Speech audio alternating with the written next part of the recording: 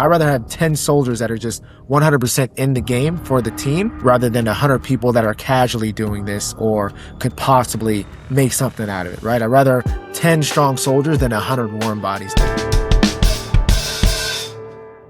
I'm here with Ian Michael over at the Rise Group. He's going to be attending the Team Leader Summit. Ian, thanks for coming. Yeah, thanks for having me, Phil. Really appreciate it, man. It's always good to connect with some big leaders in the industry. Ian, I'm super excited for you coming to the event. Mainly, I think there's a lot of agents that are exactly where you are right now. You're a top producing agent. You hit elite at Real, and then you're transitioning into building a team. And I know there were multiple pathways on doing that. And just tell me a little bit about the options that you had, what went through your mind when considering different options, and why did you go with the model that you're with right now? Yeah.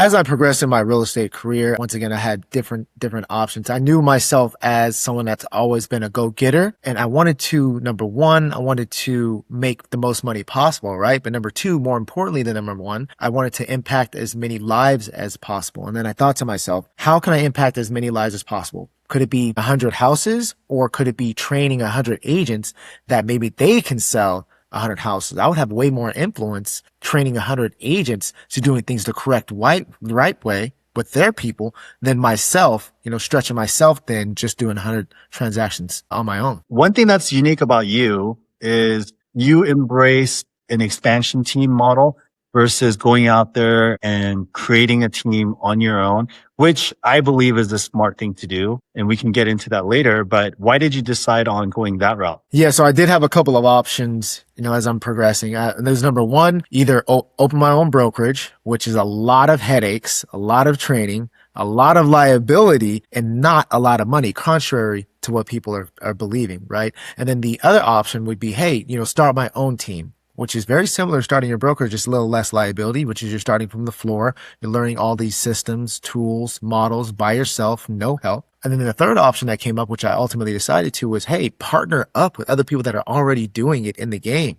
They're already successful. They already have the system. They already have the tools. You just plug and play and grow together as opposed to trying to figure it out by yourself. And ultimately, I'm a team guy. I want everybody to win, and I want the fastest path to success. And that's, joining a team during this route. Yeah, I think the misconception is if you do an expansion team, you make less money because you're sharing the profits. I believe that's furthest from the truth, because when you're a small team, your overhead is actually a lot higher because you don't have economies of scale. The biggest thing that you're able to avoid is, like, the first hire that a top producer will make is that operations director or that primary admin person. And here in Southern California, you're paying $60,000, $70,000, $80,000 a year for that individual. But it's not just the salary that you're paying this person. It's all the tools, the tech stack, and everything else that you're paying for. Your personal production goes down because you're spending so much time training them.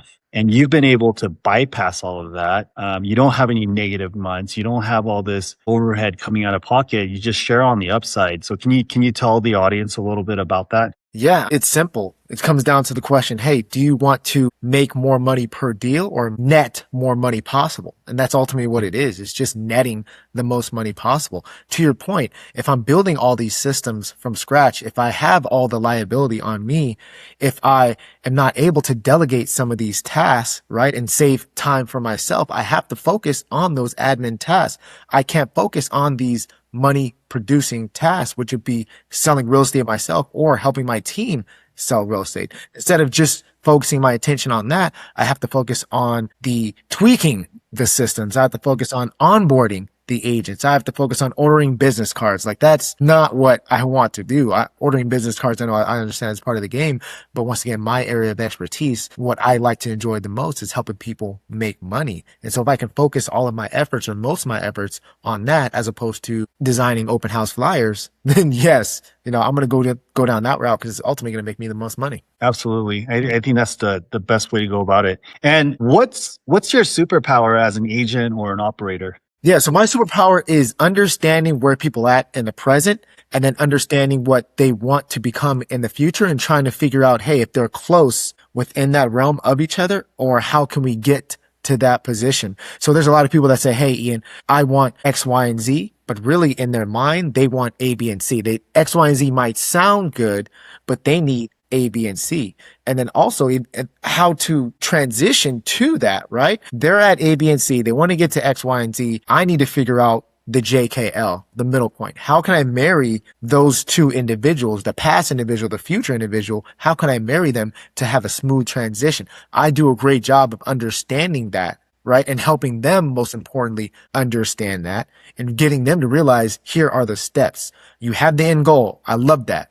Here are the steps in order to get to that end goal. And if you truly want to, great, we can do that together. If I'm hearing that correctly, you're, regardless of what someone tells you, you're able to understand their dream outcome and you give them a solution. That's the JKL, right? And Exactly. is it Regardless like of innate ability? Is it because you listen? But like, what are some of the things specifically that you're good at? Is it like just eye contact? What is it? What allows you to do that? and you hit the nail on the head. I listen. I listen and understand.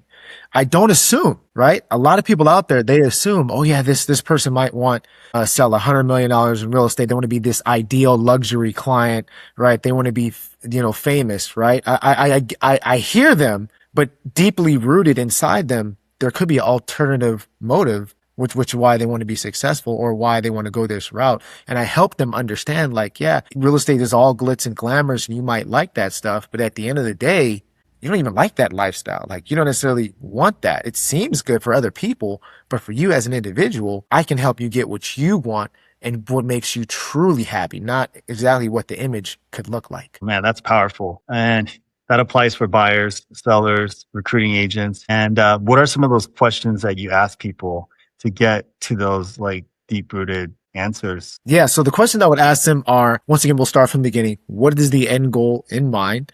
And then I'll ask them the follow-up question. Why is that important to you? Why is that important that you want to be a luxury agent? Or why is that important that you want to be the investor? Like truly, truly understand why. And people might say, hey, you know what? I want to be X, Y, and Z because that's the ultimate place. That is the source of why I can feel like I would make the most money. Right. But then I'll follow up the question. Would you enjoy that version of yourself? Would you enjoy that type of client to work with?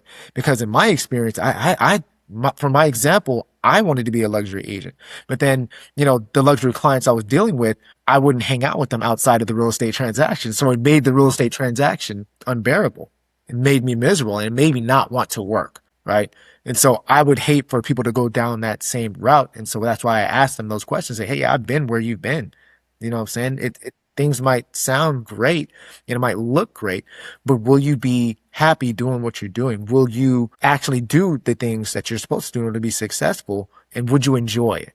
Just because you're making the money doesn't necessarily mean you're happy. And ultimately, I want someone to be happy and actually doing what they're supposed to do. I love that. I think there's a lot of people out there that are either early on in the team building phase or they just started out or they're thinking about building a team, and having a conversation with you would benefit them greatly. So yeah, if you guys want to talk to Ian about this stuff, make sure you're at the Team Leaders Summit and we'll have those conversations. To take it a little step further, what is a conversation that you're having with other team leaders or other leaders in the industry that people are not openly sharing? Maybe conversations about profitability, like real vulnerable things. What are you seeing that people that haven't done it yet don't realize, or people don't discuss openly? Like what is the meat of something that's happening in the industry that you're seeing that you feel like people should have some inside knowledge of? Yeah. Profitability. That's number one. Are you profitable?